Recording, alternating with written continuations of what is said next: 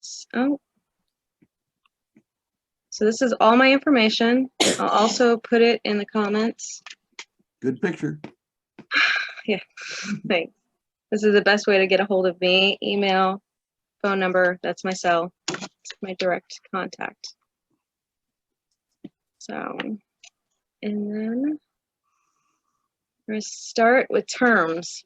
So these are the different terms I'm going to be talking about. Contract for deed, which is the legal agreement, the sale of property. Hold on, I'm going to drop this. In which the buyer takes possession and makes payments directly to the seller. But the seller holds the title until the full payment is made.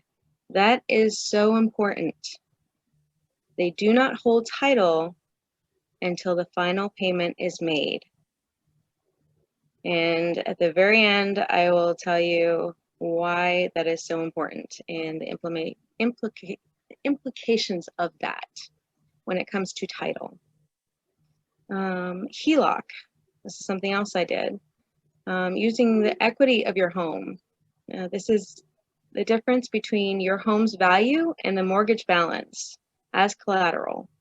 So I had gone to the bank and asked to take a interest-only home equity line of credit out on one of the properties. So I was only paying the monthly fee plus interest as I was doing repairs to a property. The Burr method. I love talking to investors about the Burr method. It's very popular and it's a great strategy. So it's where you renovate a house. It's buy, rehab, rent, refinance, repeat. It's a great strategy. A wrap. It's a wraparound mortgage. There's some people that say you can't do it. I did it. So it's just a junior loan and it wraps around, including your mortgage. Owner finance. It's basically where the owner becomes a bank.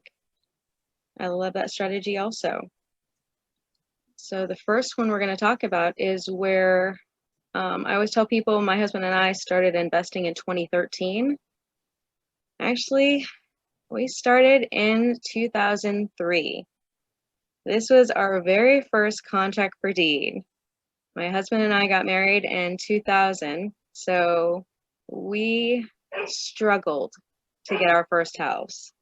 And we walked into this house and we were just hungry. We were ready to do this.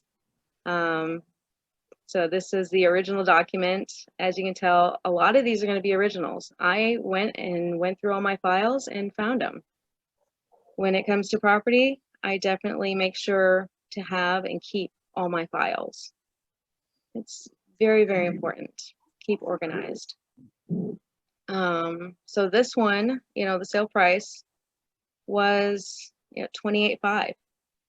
Right now in this market, this house, if we would have completed this contract, which we did not, it would have been worth, I think I went and I looked, it was $71,500. And potentially it would have been a wonderful rental. But these were the terms. We were going to put $500 down, or we did put $500 down, and then we were paying the principal of $389. She had late payments put in there. This is the second page, or no, this is still first page, sorry. We were to pay the taxes and we were to pay the insurance.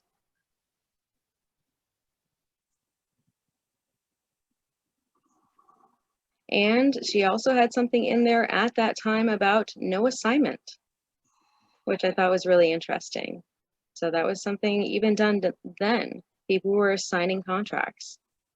Sorry, you said that you were paying the insurance.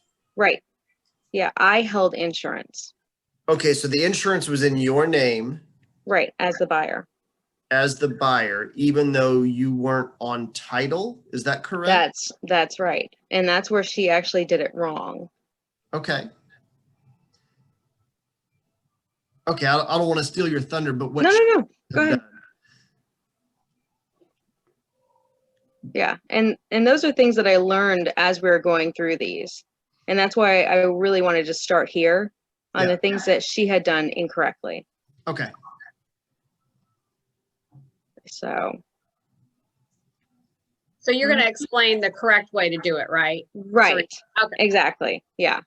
So that was in 2003. We had another property in between that we also did that it was very different because it was in my husband's uncle's name. So with that property, sorry, let me go back. With that particular property, what we tried to do about halfway into the contract is we tried to pay it off. And the owner refused to just take one lump sum to pay this completely off. So it kind of rubbed us the wrong way, and we didn't agree on some of the things that we wanted to do with the house. And so we just walked away from it. And I had an affidavit of equitable interest I had filed right after we filed this contract for deed. So I was notified by, the city when she decided to sell it, which was something really great that I did do at the time to protect myself as a buyer, because I didn't want her selling it out from underneath me. I had heard that is something that was done a lot in the area. So if you do that, you'll be notified if there's any other transactions on that property. And what was that called again? An affidavit of equitable interest. And you filed that with the county or the city? With the county, sorry. County. Yep.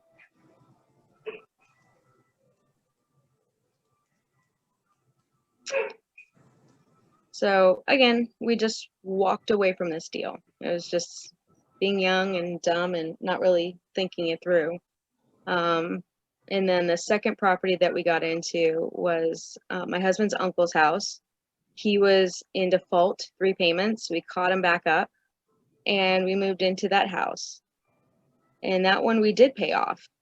And we got that one in our name.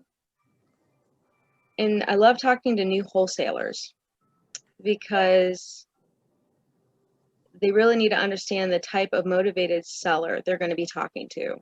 And with that particular property, we had a neighbor that moved in and he was insane. He was crazy.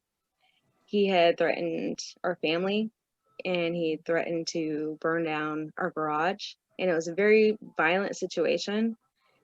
And we sold the property for half of what we bought it for. So I think we bought it at that time for $25,000 and we let it go for half of that. And we're happy to do that because of the situation we were in. So I think there's definitely a place for people like that in our market. And I was in a good place where I found a buyer, but if I wasn't, I would have definitely needed a wholesaler.